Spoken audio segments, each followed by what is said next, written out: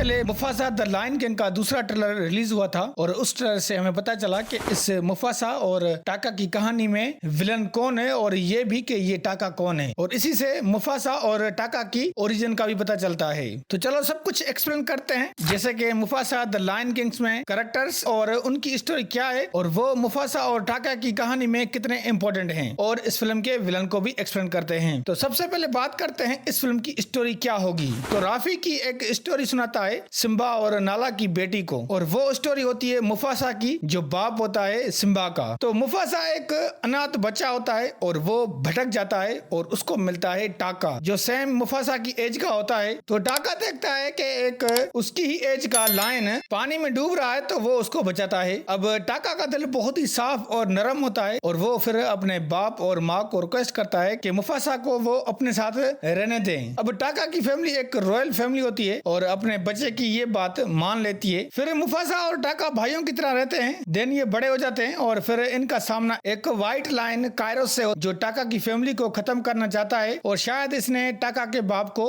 मार दिया है और अब ये मुफासा और टाका को मारना चाहता है। अब ये कायरोस व्हाइट लायन खुद प्राइड लैंड्स का किंग बनना चाहता है और यही वजह है कि वो टाका की फैमिली को मारने चला है। अब ये कैसे करता है ये तो फिल्म देखने के बाद ही पता चलेगा, बट इस स्टोरी में ट्विस्ट होगा क्योंकि ये मुफासा और टाका अब कैसे कायरोस को हराते हैं और फिर प्राइड लैंड्स का किंग मुफासा बनता है, टाका क्यों नहीं, ये एक राज है जो फिल्म देखने के बाद ही पता चलेगा। वेल ट्रेलर से तो यही स्टोरी है इस फिल्म की और ये एक ओरिजिन दी गई है मुफासा लायन की और फिर वो कैसे टाका का भाई बना जो बाद में स्कार बन जाता है। हाँ दोस्तों, ये टाका ही स्कार है और मुफासा का कोई बायोलॉजिकल भाई था ही नहीं, बट मुफासा और स्कार का रिलेशनशिप ऐसा था कि ये एक दूसरे के भाइयों से भी ज्यादा होते हैं। अब ऐसा क्या हुआ इनके बीच जिससे स्कार ने मुफासा को अपना दुश्मन बना लिया, ये तो इस फिल्म को देखने के बाद ही पता चलेगा। वैसे द लायन किंग फिल्म में ऐसा कुछ भी नहीं देखने को मिला जिससे पता चले कि ये भाई एक दूसरे से खफा खफा क्यों रहने लगे। वैसे स्कार हमेशा यही कहता था कि असली किंग वही है, तो इस फिल्म के ट्रेलर से भी लग रहा है कि टाका की फैमिली पहले इस लैंड पर हुकूमत करती थी और टाका ही उसका फ्यूचर किंग बनेगा क्योंकि ये उसका बाप कहता है। टाका जो स्कार होता है वो किंग नहीं बनता, मुफासा किंग बनता है और यही बात स्कार को अच्छी नहीं लगती और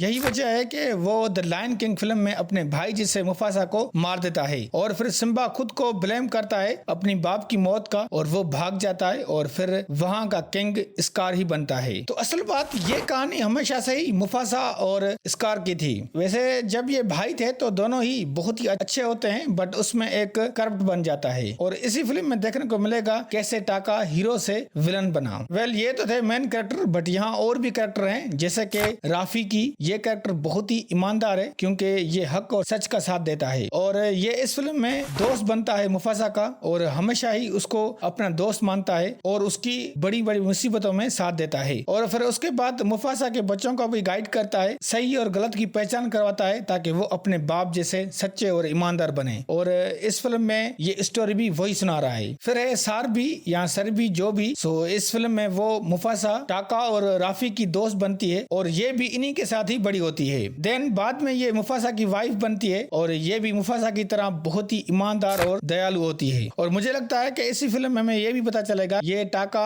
सारबी को पसंद करता है क्योंकि मुफासा के मरने के बाद ये टाका स्कार खुद ही ये बोलता है। फिर आता है इस फिल्म का मेन विलन कायरोस। देखो इसका कोई बैक स्टोरी नहीं दी गई है, बट ये एक अफ्रीकन व्हाइट लायन है और इसका नाम है कायरोस जिसका मतलब है लॉर्ड। यही वजह है कि ये खुद को वहाँ का लॉर्ड समझता है और बताया जा रहा है कि ये लायन वहाँ के लैंड का आज तक का सबसे डेंजरस लायन है और अगर ये किसी चीज को पाने की ठान ले तो ये वो हासिल कर ही लेता है। और इसका एक व्हाइट लायन का ग्रुप है जिसका ये लीडर है और उसके दम पर ही ये पावरफुल है और ट्रेलर में भी देख रहे हैं कि ये सच में काफी डेंजरस है, यहाँ तक कि मुफासा और टाका भी इसके सामने टिक नहीं पाते और भाग जाते हैं। और फिर हमें इसी फिल्म में मुफासा के बायोलॉजिकल फादर और मदर भी दिखेंगी, बट उनका कोई ज्यादा बड़ा रोल नहीं होगा, बट वो जरूर हैं इस फिल्म में। और फिल्म के शुरू में हमें सिम्बा की बेटी कायरा भी दिखेगी, बट उसका भी कोई ज्यादा रोल नहीं होगा, मगर जब वो अपने दादा की कहानी सुनेगी तो वो शायद अपने दादा जैसे बनने की कोशिश करे। वैसे इस फिल्म में सिम्बा भी है और